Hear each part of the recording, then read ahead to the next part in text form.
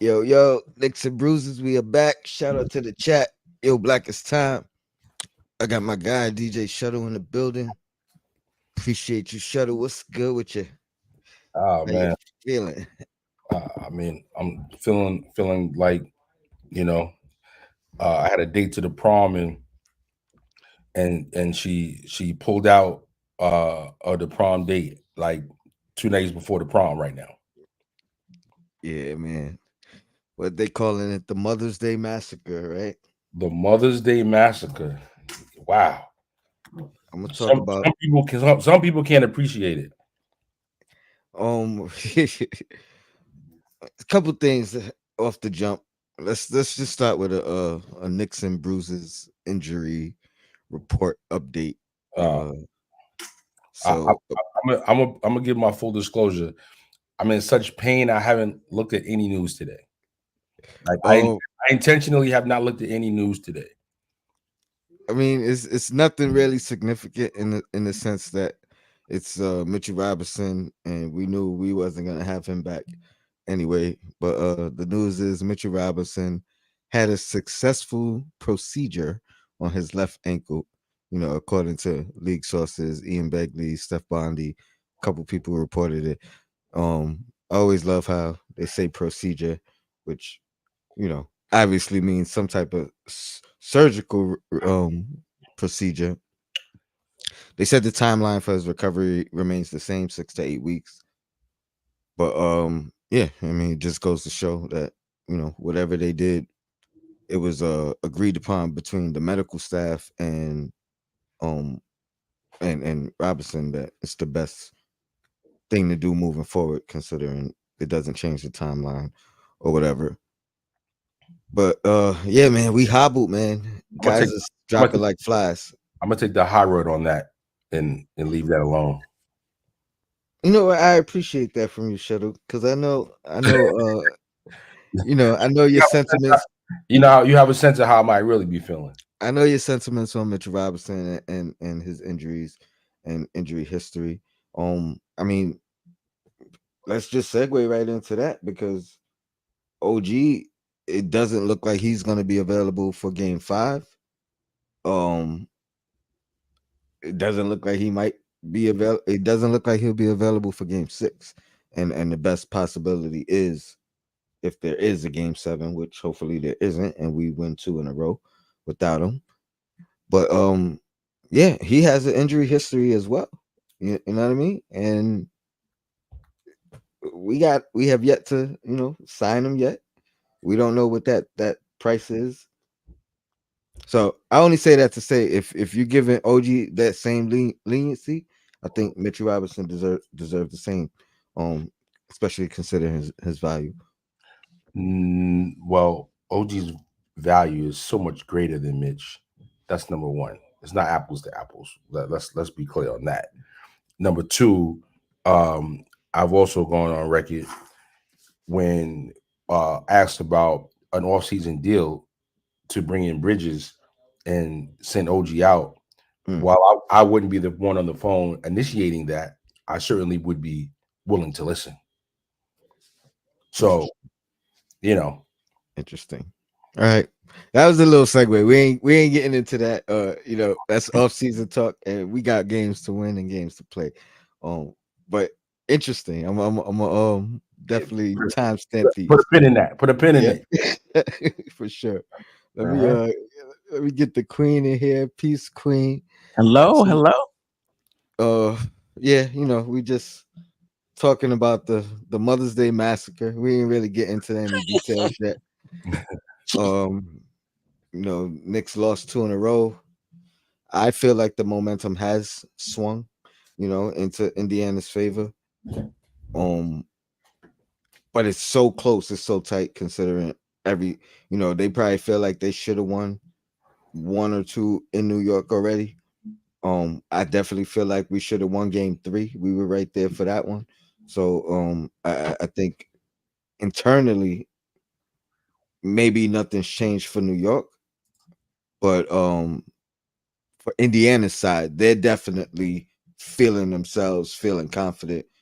So in that sense, I do feel like the momentum has swung in their direction, and we continue to lose guys, dropping like flies. You know what I mean? And we're in a tough predicament. I don't even know where to start. I guess we could start with game. Tony, you sounding mad depressed over there. Come on, Do bro. I? Do I? All right, all right. You Let's. the optimistic one now. I know, I know. I mean, there is optimism in everything, but just the overall, like, I wasn't that upset we lost game 3. Like Sim was like, "Oh, we needed that one. We needed that one." In hindsight, I'm feeling the way Sim felt about game 3 now because of how game 4 went. And I felt like from the beginning, before we played a single game, I felt like they have the potential to blow us out in a game that they win. So you know what I mean? I'm not even super surprised at the outcome of it. The main thing that has got me down right now is, it don't look like OG coming back. And I feel like we down guys, you know what I mean? But what was your assessment? We'll start with you, Queen. We'll go to Shuttle, and then I'll give my thoughts on the last 2 games and Sure. how they won and or why they won. Yeah, I really wanted game 3. I really wanted that game and was super disappointed, when we lost. And I know a lot of Knick fans and even those in the media who are Knick fans felt like the Knicks are in good shape.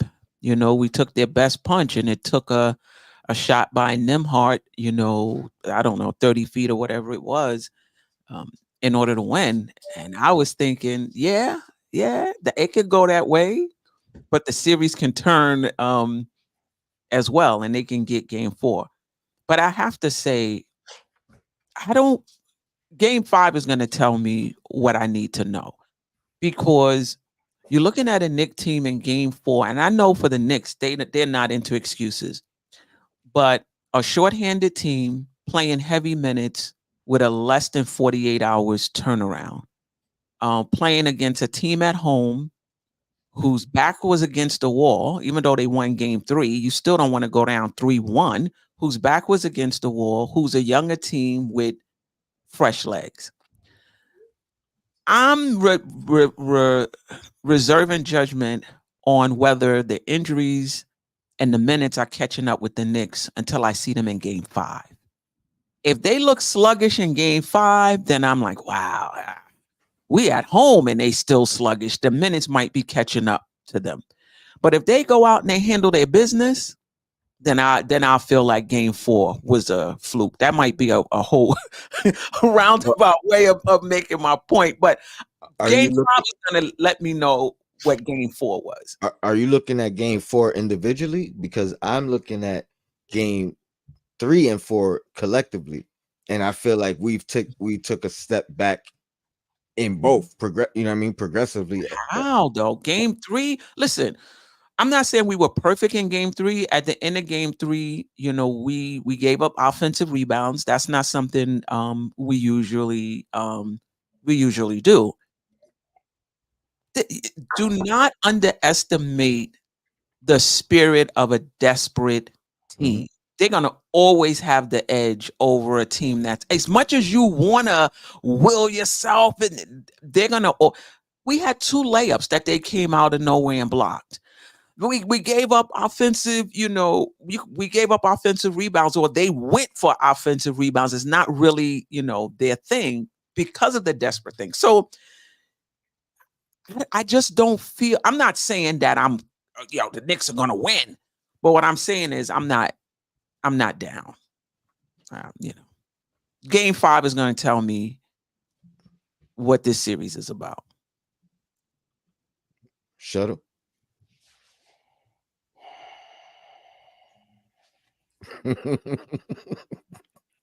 I feel you, Queen. Oh, you don't have to agree. That's just my take on it. I feel you, Queen. I feel you, Queen. And it's you know, it's like Father Time when the players get old. You know, how many how much you gonna be able to do? How many players are you gonna be able to lose before the next man up leaves you with no next man up. Johnny Bryant. You might have to suit him up. Tibbs, put a uniform on. Right, right. 48 minutes, Tibbs. Yeah, listen, I think that there were people that took the Pacers in this series to win before the OG injury. You know, the Pacers, the Pacers are a good team. You know, it's not like the Knicks blew them out by 30 or 40 in games 1 and 2, and you could kind of maybe hold your hat on that a little bit. You know what I mean? But yo, if I'm the Pacers, I'm supremely confident right now. Like not overconfident, not overlooking them.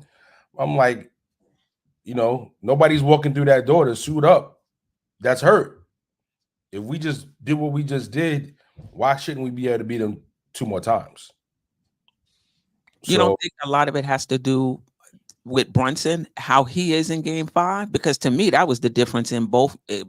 I don't know about 4, but if Brunson is Brunson, this series is I agree 100%, but he looks hobbled, and that's why I say yeah, for sure. the collective of game 2 and game 3.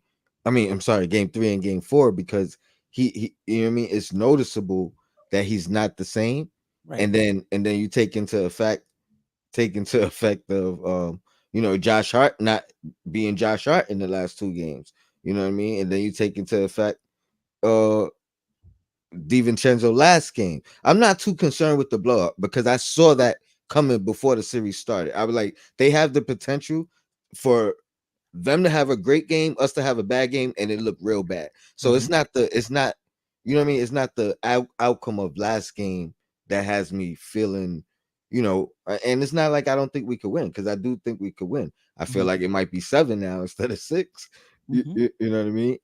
And game 5 is the most important game because I think we need to continue to maintain the home court advantage. You, Mhm. you, you know what I mean? So Mhm. I agree in everything you're saying, but it's like what Shuttle's saying. The We're running out of next men for the next man up. You Yeah. know what I mean? Yeah. Yeah. Um, We found but- we found OG. Listen, we've played without OG. I mean, he was playing well in this series. Don't get me wrong, but the Knicks played. OG was injured. He came back. He went out injured again. The Knicks know how to play without OG. Don't get me Mhm. wrong. Can we use him? Do we need him? Yes. But OG being out, who did we play when OG was out? Like whatever we did when OG was out, figure it out. And Yeah, we've discovered Burks. and you're right, because in the process of us, I mean, we're 13 and 16 now without him, but we were about 500, you know what I mean, without him, like during that stretch anyway, and that's all we asked for. So 500 wins us the series. You know what I mean? Oh well, we gotta be a little bit better than that, you know what I mean? But 2 out of 3. But yeah, if we win one, lose one, win one, you know what and I you mean? win, We you we win good. 80. You win 80% with them. Y- Hello. He Yes, was yes, playing well. yes. That was the best game I've seen from OG. And that's yeah. Made me rethink whether or not he could be a third option. I'm seeing his game growing right before my eyes. And that's the thing. Like ultimately, I feel like we can win. If we don't, it's water under the bridge because of the future. You know what I mean? Like what we know, what we got moving forward, the direction we can go. So it's not even about that. Like I know a lot of people. I mean, we could transition to this part right now because I think that's the elephant in the room. Tibbs and you know what I mean. I see a lot of people turning on him. I see, you know what I mean, or I shouldn't even say turning because they was against them before, and you know what I mean. So they did a They, complete they, they were 360. forced. They were forced to scale back because the team was doing so well, Right. Mhm. and they didn't want to give him credit.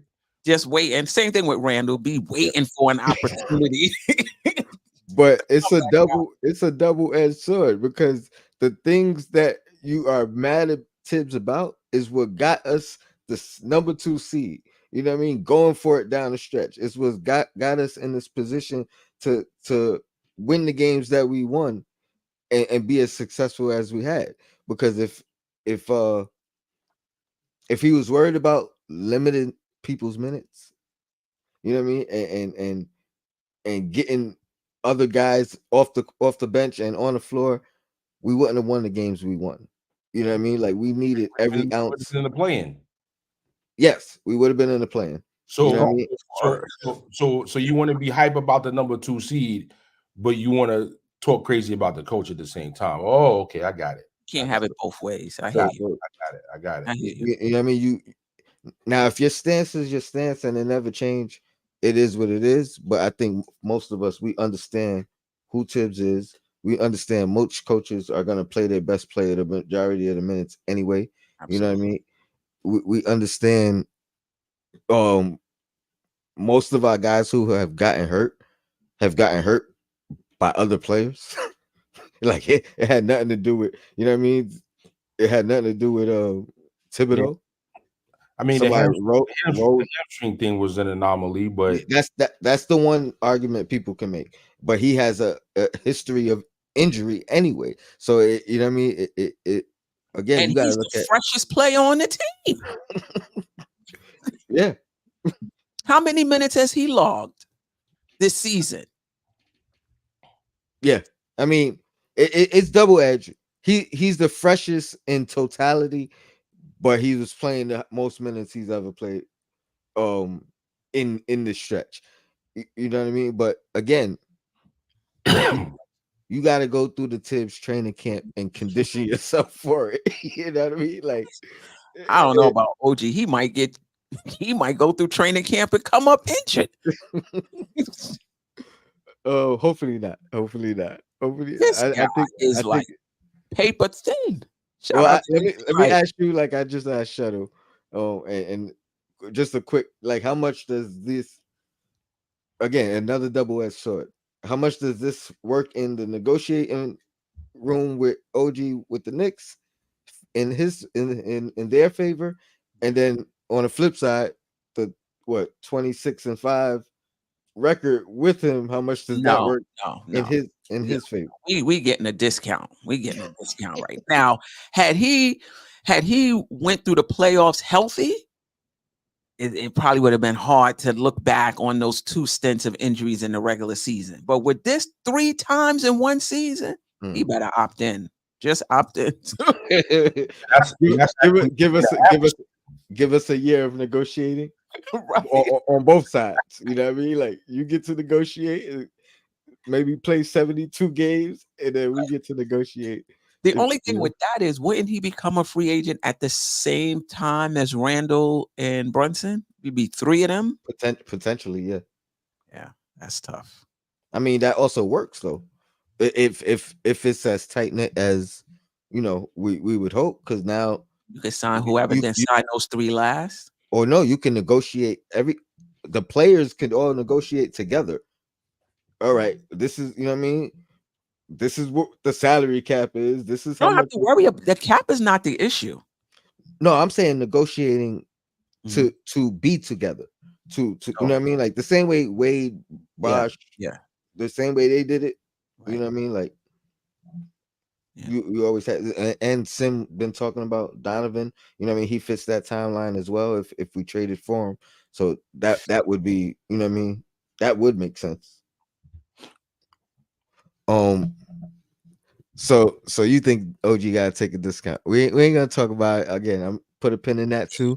I'm He got holding these for off unless he come season back for discussion. game 5, he gotta take a discount. Oh, come back for game 5 and play game 5 and 6, and we win the series. Right, right. Don't come back 5 and then then you out again.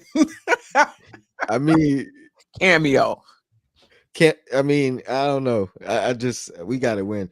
So the Knicks had a player, according to Ian Begley, Knicks had a players only meeting after the the game 4 loss. I don't know if you put any stock into it or whatever. But why? That tells me that they thought that they thought it was more than just tiredness. Mm. Right? To have a team, you have a team meeting when Yes, things are going awry. right. So I mean, Now you changed my perspective. I wasn't even thinking nothing of it. I'm like, tough loss, big loss. You know what I mean? It could have just been rallying the troops. You know what I Yeah, mean? Like maybe. I just know anytime we've had a team meeting. that. I mean, that is true. That is true. In even in Knicks history, you know what I mean? Knicks past, like team meetings definitely mean something's going awry. Um, I thought it was just rally the troops. Hey, we going home. Let's you know what I mean. But at the same time, the fact that it's out and it came out and it's made public, it like why y'all going home? Y'all could have had the team meeting at practice. You know what I mean? Like Oh, they had it in Indiana? it doesn't really specify, but Yeah. I think another way to look at it though is just how serious this team is, that they're not gonna even chalk it up to tiredness in less than 48 hours. No, this ain't how we play. I don't care if the game was yesterday and we had to play today. Nah, we got to talk about this. We got to get it together. I mean, another way to look at it just tells you something about this team, that they saw that as we need a meeting. Hey, listen, somebody tries to disrespect you, you check it immediately. You understand? And getting beat like you stole something is reason to have a conversation about where people stand and what we represent and who we are. And when you have, like, it's one thing being the best player on the team, it's a whole different thing being the leader on the team. And with guys like Brunson and Hart, like, they're not having it. Like, yo, we need to be clear on who we are and what we do, and we're gonna talk about it. And every man 1 to 15, next man up. Everybody got to be ready. Get on deck, and you know, somebody might have to get punched in the mouth out there on that court, but we're not gonna lose like this. Yeah. Yeah. Yeah. This so this is a '90s Knicks kind of energy right here. Yeah, for sure. Derek Harper calling him in. Shout out to Derek Harper. is there is there is it lazy for Knicks fans, Knicks content creators to chalk it up to um the they were tired, they were gassed, and strictly Brunson's injury? Is there something that Indiana did that um is there adjustment they made or something that you've seen that stood out that said, all right, we got to see how Thibs adjusts, or we got to figure out how to fix it? I mean, I can name one thing in particular, or man, there's so many ways I could go with this, but I've noticed number one, like once OG went out, once OG went out, the adjustment was doubling off of the four. No matter, you know what I mean. So now Pascal becomes like a roam defender, and he can help off any situation, and more so than they were leaving Josh Hart open before. They focused in on him, and they leaving Precious open 100% of the time. Um, I don't know how much we could do it. I don't know if we could even start the game this way. The biggest adjustment that I seen Tibbs do that seemed semi-effective was a four guard lineup. I don't know if That he hurts wants us to. defensively, though. It hurts us defensively. It hurts us Mhm. rebounding. So all the key, what I mean, key components that we rely on, Right. it you know what I mean, it's making one adjustment that takes away two of our strengths or three of our strengths. So it's so tough to even make that adjustment.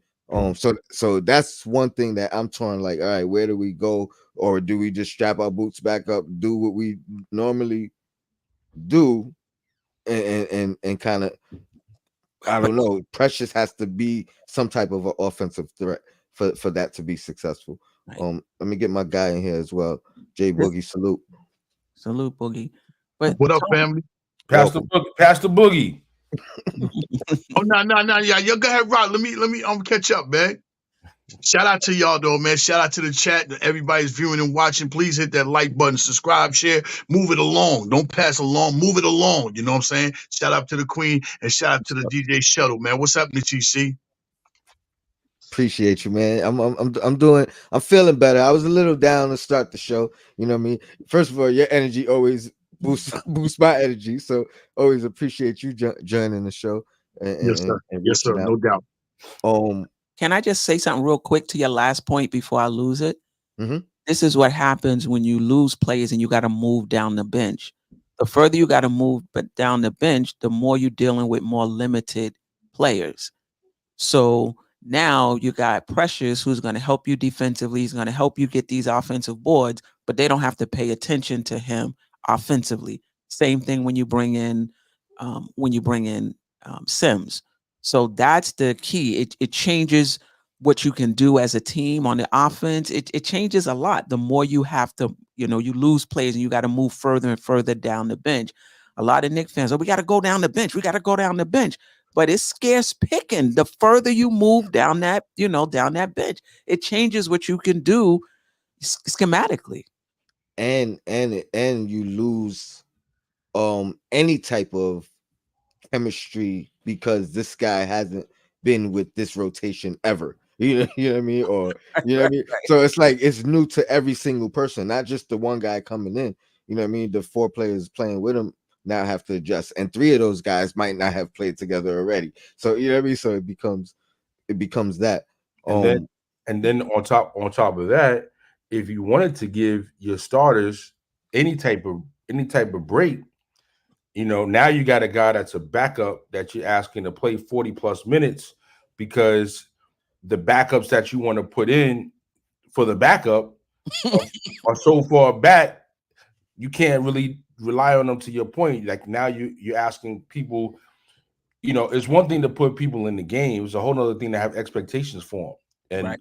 and have That's a what great point. what I was told as what we call managed expectations, right? So I mean, there's really not much in terms of bigs on the bench other than Sims if pressure starts. So you got a backup center, you got no real essential backup power forward. So now you got Hart going to power forward. You got Burks coming in the guard rotation and McBride, and that's it. That's all you got. You got Burks, McBride, and you got Sims. And I mean, at this point, we have to have managed expectations, just like the coach has to have managed expectations. Like, it's like, listen, we could catch fire. We could, it could it could be desperate energy. The team could overachieve. But at this point, any win at this point is overachieving. Is my outlook. mm, Yeah. Burks, I mean, McBride, before we pass it to, but McBride got to be better defensively. All right, your shots is not falling down, but McConnell is not even, he's not even bodying him up. He's leaving him and getting past him quickly. Like that's what you hang your hat on defensively. The shot making and what have you, yeah, we need it, but that's always your bread and butter. And when you watch him guard McConnell, he leaving him with the first step. I, That shouldn't I, happen. I ain't gonna hold you. he's doing it to everybody though. I'm feeling bad about him. Everybody is not McBride though. I agree. I agree. I ain't gonna hold you though. I'm having nightmares and flashbacks of my old basketball coach. Like I was supposed to be a good defensive player, and we playing against this guy, and he was like a TJ McConnell. And the coach is telling me how this guy couldn't make the Pipsqueak League All Stars. You got this guy looking like a Hall of Famer out there. Are you gonna play defense against this guy? Like, I'm looking at McBride. I'm having flashbacks of myself. Like, stop this guy, Deuce. Stop this guy. So listen, we're going home. Hopefully, we get some home cooking. If anybody plays better at home, it's absolutely Josh Hart. So between maybe him and McBride, they have some out of body experiences, man. Like that's kind of what I'm hoping for. Josh Hart had 18 rebounds in game 3 though. I mean, I Yeah. don't think he played bad at all.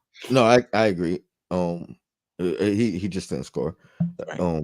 But specifically to my point of Siakam, did you guys notice that? And do you think that changed the the two games at all? And is there an adjustment for it, or is there anything that you noticed that we should be looking to adjust to? Nah, I mean, it was just more of the same with Siakam, like you already mentioned. He was doing the same thing on hard already anyway. So now Precious, who's half of 10% of the 3-point threat that Hard is, he's rarely going to shoot it, let alone shoot it and make it. So you know, uh, yeah, good move by Indiana. Not much you can counter with. All you can do is put Hard at the 4 and brings Burks into the game. Like that's all you got. There is nothing else. There's nothing else. You're gonna put Toppin in? Like, what are you gonna do? Come on, J Boogie, boost my spirits. Hey man, Wow. See? just talking about game three itself, them guys left everything out there in the world in that game. And the thing about it is they beat themselves. You went away from what's working for you and try to do some other off-brand techniques, and you allow Indiana to play how we play up under 4 minutes. They out hustled us and out rebounded us.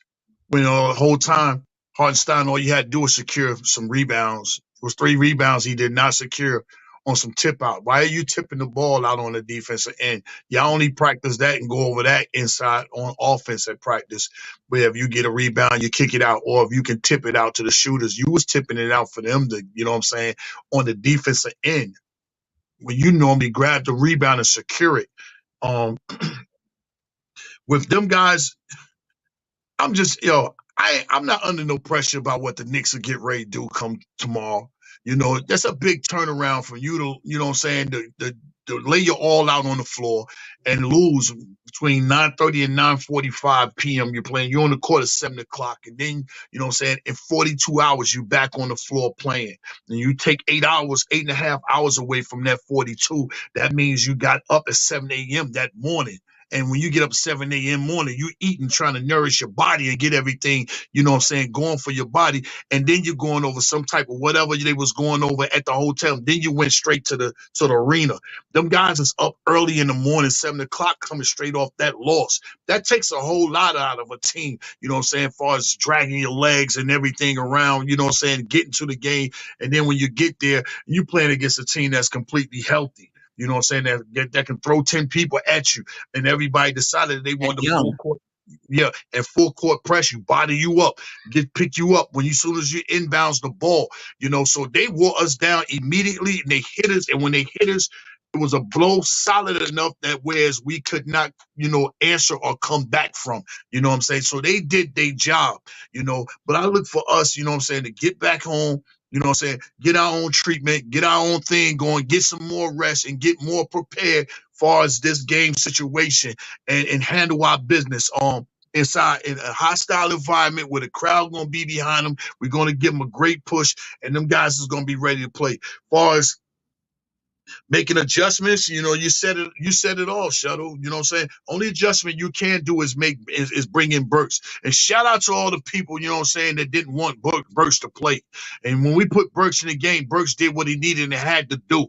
First game, you know what I'm saying, he wanted to get his timing and rhythm right and came along with some shots. But then in the second game, he really let you know, I could be a part of this. It just when they was bringing him in the game, they wasn't using Burks to help them far as get to where they need to go. You know what I'm saying? Everybody really pretty much was for themselves.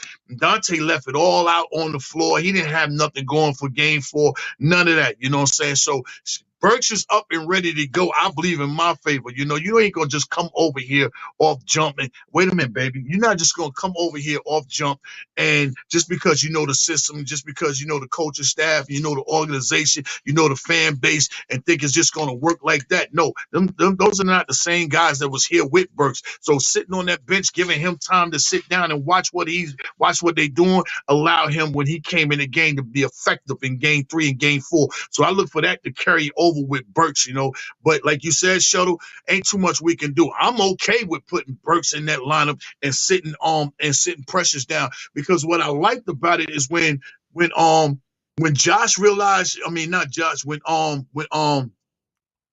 When Siakam realized, okay, that OG's not playing, that game went more into his hand, and it allowed them to slow it down. They did different things in their offense. They passed the ball, and he was playing more with his back to the basket. If that eliminates their offense's 6-7 passes, you know what I'm saying, and Siakam think he's the man, and they trying to go to that matchup, I like that situation, Mhm. a little bit better.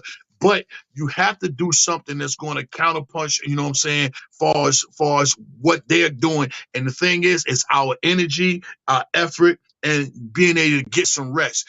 Now, Deuce, this match, I said it before, this matchup is not for Deuce. Playing against Connell. I don't know why people think he can't stop or check that man because he's a pressure defensive guy. He don't know how to slack off you. All he knows how to do is play you up front and tight on the ball. And this guy is an experienced vet that knows how to beat you off the dribble, going left or right when you overplaying. So I don't look for Deuce to do But anything. he I got to need make Deuce. the adjustment, Boogie. Come No, on. no, no, no. He got to make the adjustment. He got to get off him. Let That's him what I shoot. mean. He got to make the adjustment. Yeah, but he don't know how to do that. Until he learn how to do that, I'm not even putting him on McConnell no more. I'm not doing that. How you 'Cause not know how to take a step back? That's I don't know. You asking the wrong person. That's on that the New York Knicks and Deuce. But I'm just saying what he need to do is get off him a little bit, step back, make him into okay. I'm gonna dribble the Jump ball up court shooter. and shoot. But he's not doing that. So until they do that or put somebody on him that can allow him to do that, I don't care if he hit that one trade the other night. Let him continue on shooting, but keep him out of that paint. And he's breaking us down. He broke us down in game 4, but we was dead legs anyway in that situation. And dishing it off or finishing. Queen, Doing whatever he want. I believe I was on Queen's Court with you before game 1 in the series started, and I said keeping McConnell, TJ at bay was a priority. You and Ajay. Yeah. Yeah. So no hope for Precious as far as anything we could do to figure out how to utilize him. Precious is not even any finishing around the basket, let alone a jump shot to try to keep Siakam occupied. I mean, I don't know. I wasn't really necessarily looking at the jump shot, but I was just saying, is there some way to find a easy look for him, knowing, you know what I mean, like knowing that that's the adjustment, basically, like they're leaving him Right. and it's hurting us way more than, you know what I mean, with jump shot. You have to put him in the pick and roll action to force Siakam to stay busy. You know, he has to be forced to be part of the action. So, I mean, you know, not to say that I know it all, but if I were, I mean, coach, it makes sense. I was just thinking because I think that's what really hurt us for the offensively. Now, granted, our main guys wasn't hitting their shots, whatever, but at the same time, on the defensive end, they were able to put a lot more pressure on DiVincenzo, Hart, and Brunson because they weren't guarding Achua at all. You know what I mean? And if you can get Brunson in some pick and roll action, and they switch, and you've got Siakam on Brunson, and you've got, you know, I don't know, Neesmith, you know, can guard Achua. Yeah, but Achua is rolling for a dunk. Yeah, but they're not going to. Siakam has kind of got himself in pocket with this free safety role. Mm-hmm. You know what I mean? And I'm not saying that the other players couldn't have success doing it, but he's already now done it, you know, over and over and over to now it's kind of like, all right, this is my thing. I'm playing the free safety role. Yo, make somebody else do that. Make somebody else figure out, you know, when and how to double and when to come off the man, and, you know, like put somebody else to make decisions. And that was his role. That was his role on Toronto when he won the chip. Yeah. You know what I mean? With Kawhi being the primary, he was able to kind of be that Roman help defender. So I think it's like almost he put him in his comfortability. You know what I mean? Where earlier I think he looked uncomfortable in the series, having to really guard his man. But I mean, those are the things that really stood out to me. I agree with you, Jay Boogie. I know like going home is obviously going to be an advantage, but that 8 o'clock start I think is going to be a huge advantage for us. Getting that extra, 5 hours rest or whatever in comparison to that early start. How did they So do that though? Like I- it- who's making the schedule? Like why would you ever do that in the playoffs? and They and built and they one day built off and one day in between. So it's like it's crazy. I've they never seen built that. that they built that schedule around that girl.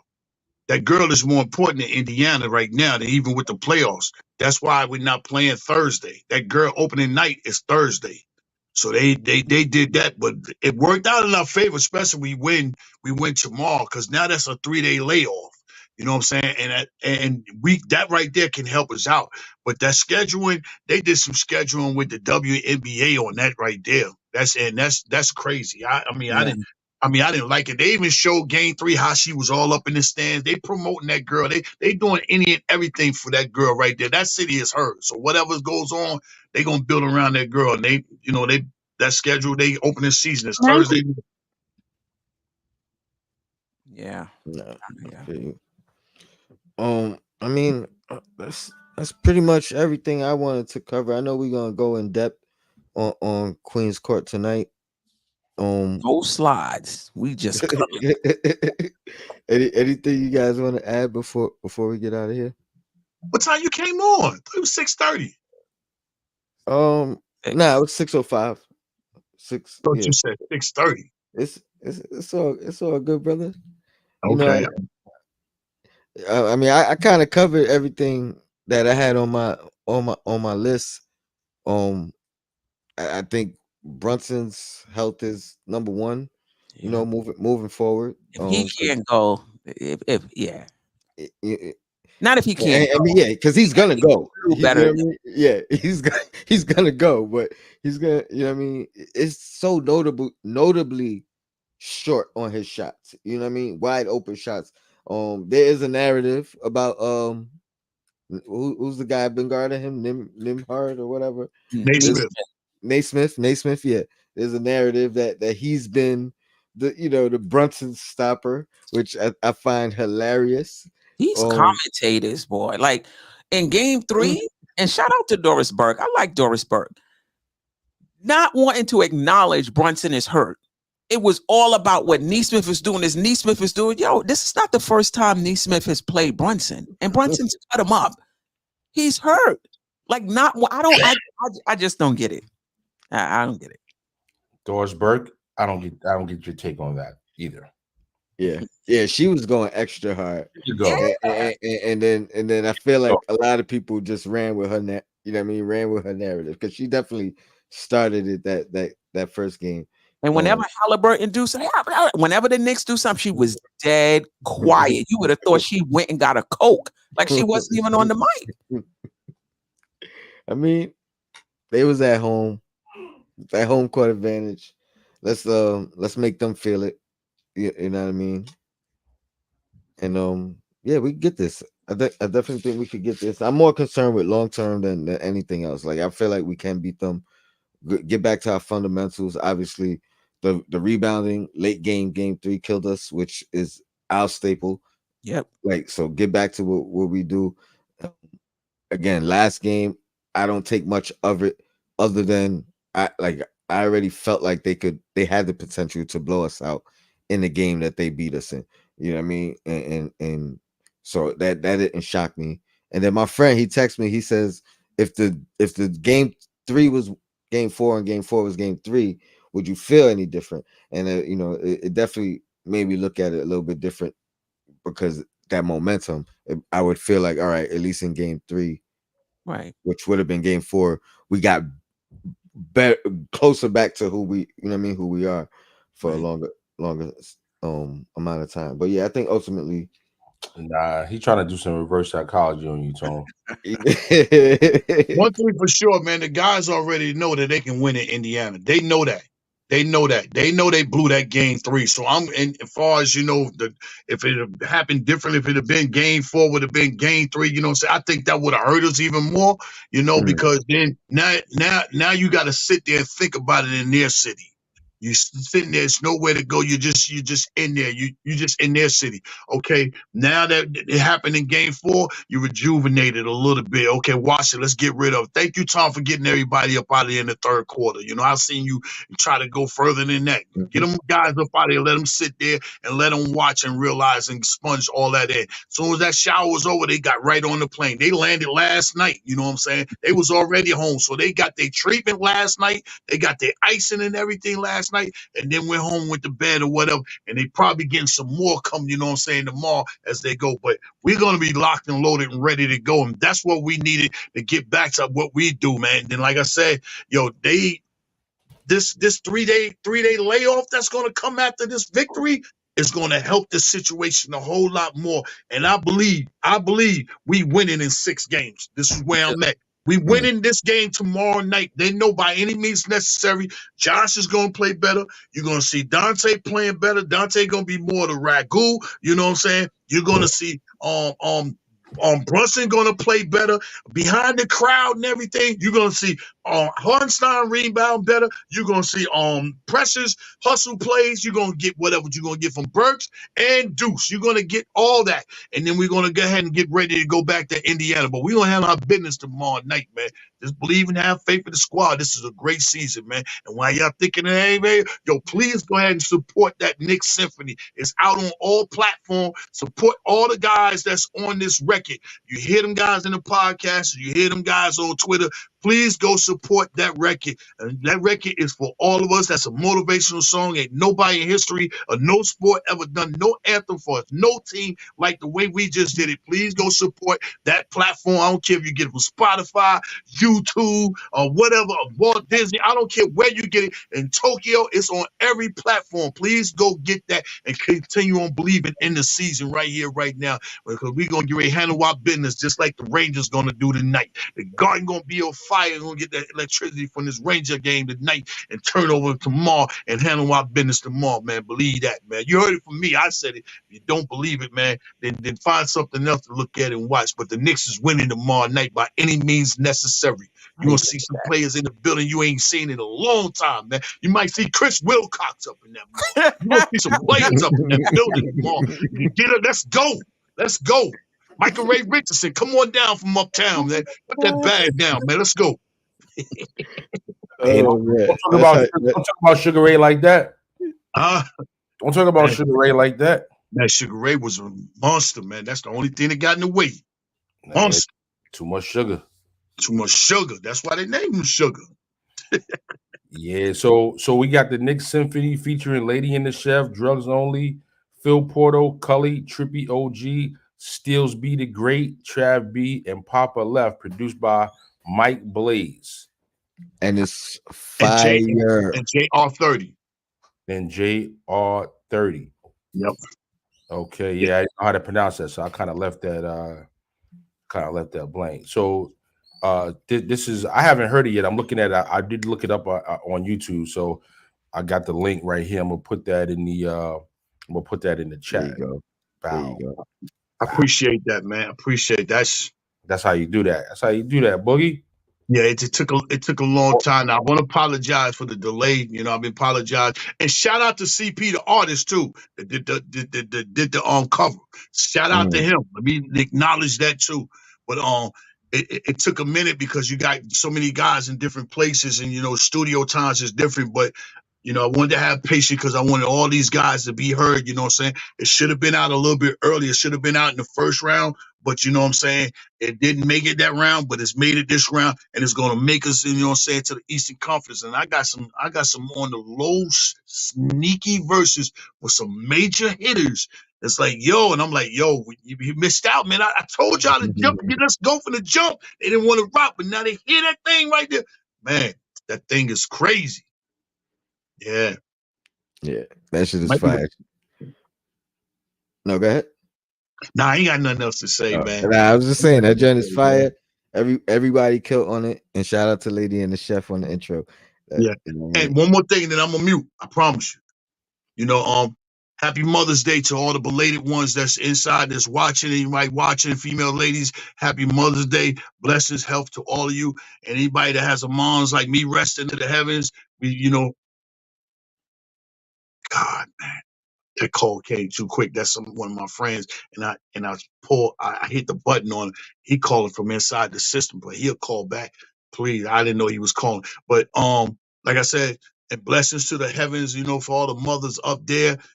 Just know that we love you, appreciate you all as your children. We love you always. So I just wanted to make sure I share that happy Mother's Day with everybody. You know what I'm saying? No, I know that happened yesterday, but man. Blessings to all you ladies, man. Thank you. Pastor Boogie, Pastor Boogie.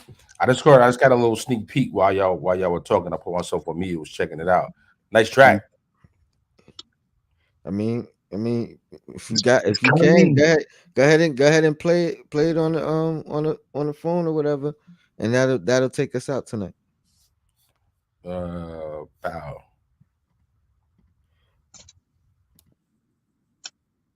And this is an exclusive.